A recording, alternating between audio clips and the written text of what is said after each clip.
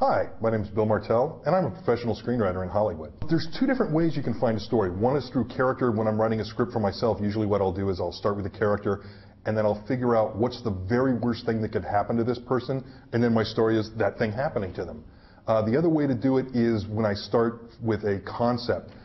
Usually if I'm going in to pitch a script to a producer, they will want some sort of an interesting idea. So I'll come up with something like, it's a story about a man who gets in trouble and goes back to his childhood home and opens the closet where he threw away his imaginary friend when he was a child and realizes that there's a doorway to the world of imaginary friends inside. And so he goes into the world of imaginary friends to hide from his problems and learns about the world of imaginary friends. Basically, it's Witness, but with imaginary friends.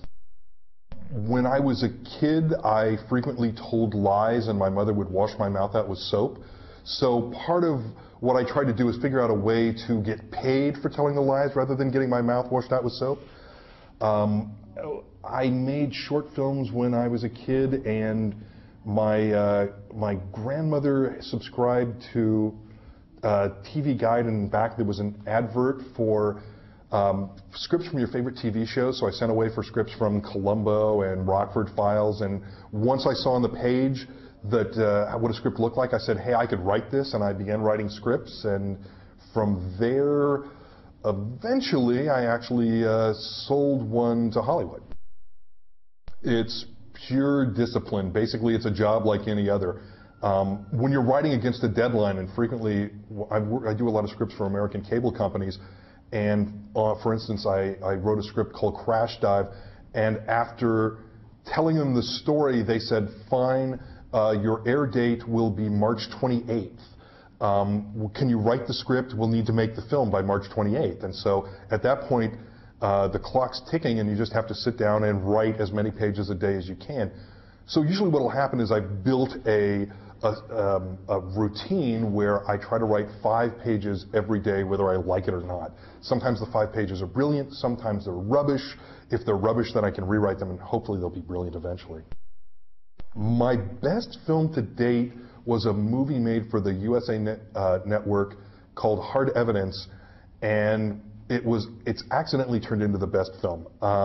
What happened is I wrote the script, sold it to USA Network, and the film was made in Canada. The producer in the United States shipped the script up to the Canadian producers along with a little note attached saying, this is Bill's final draft, meaning that I'd written all my rewrites, and that if they needed more rewrites, they would have to pay for them themselves. Instead, they took that little note to mean that they couldn't change a word of my script, so the film was basically made without any changes to my script at all. It went on to, a lot of people watched it when it was on USA Network, and when it was released on home video by Warner Brothers, it was released the same day as the Julia Roberts movie, Something to Talk About, and managed to outrent that Julia Roberts movie in the United States. Oh, the worst. I have many of the worst. Oh, geez, where would I begin? Probably one of the worst might be a film that's not available on video in the United States, and I thank God for that, called Shooter on the Side with Corey Haim, who was somehow big at one point in time. And it was just a total mess. The director lied to me and told me that he was not going to change a word on my script, and then he proceeded to change absolutely everything, and it just turned out dreadful. That's, again, one of those movies that whenever I'm in a video store and I see, well, it's not available in video in the United States, but if I'm in a video store anywhere in the world and I see a copy, I buy it and destroy it.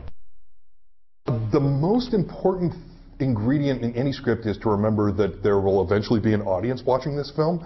So everything in the script is going to be to create an emotional response in the audience.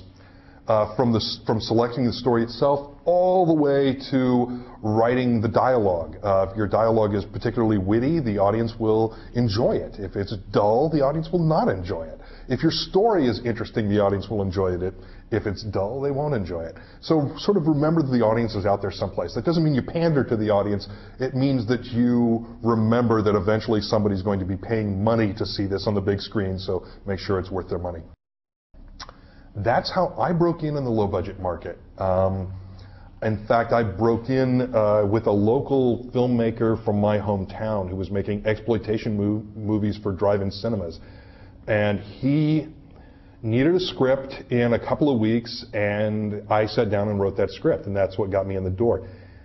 Basically, what you need to do is, if you can write a script that can be made inexpensively but still has a big, interesting idea behind it, you can sell that script to a Hollywood studio. Think about movies like The Sixth Sense. That's a good example of a film that has almost no special effects.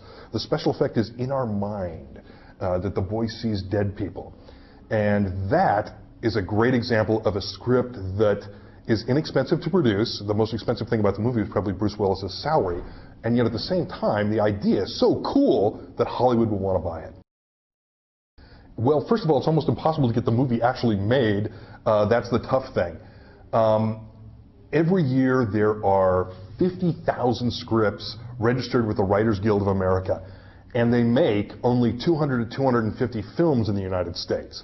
Now, the 50,000 scripts don't disappear on December 31st. Instead, they're still around the next year. In fact, I've got scripts that have been around for 12 years that are still floating around Hollywood. So there are hundreds of thousands of scripts out there trying for a very small percentage of actually made films. That makes it difficult. The best thing to do is you have to start with a great script. A great script travels. My first Hollywood sale was because I had this script that I gave to a wannabe actress who then gave it to her best connection, who gave it to her best connection, who gave it to her best connection. All of these people really loved this script. Eventually it ended up landing at Paramount Pictures, where they called me up in my home in rural California and asked me if the script was still available because they wanted to buy it. So you have to start with a great script. A great script will find its way to the market. You can help that by basically going through your local video store or going through watching movies, finding out who produces movies similar to your script, and then targeting them. There's a book called the Hollywood Creative Directory that lists all the producers, lists their addresses, and lists their phone numbers. Once you know what producers are your targets for your script, then what you do is write a good query letter to them or phone them up and talk to them and see if they'd be interested in reading your script. It's a numbers game. For every 100 people that say no, you hope that one person will say yes. Well, if they have experience, I'd actually recommend my book, which is The Secrets of Action Screenwriting, available on my website, scriptsecrets.net. But basically what I'd suggest is not so much screenwriting books if you're a beginner, but I would suggest you read a lot of scripts. See what a script reads like, and then write your script to match that. That's really tough. What's interesting is, there's a difference between an actor and a movie star. As an actor, I would say I'd really want Kevin Spacey to be in one of my movies, but I'm not sure that he would be the big movie star to launch it. If I'm dealing with big movie stars, I don't know, maybe Clint Eastwood would be just great because I grew up watching Dirty Harry and all those wonderful films.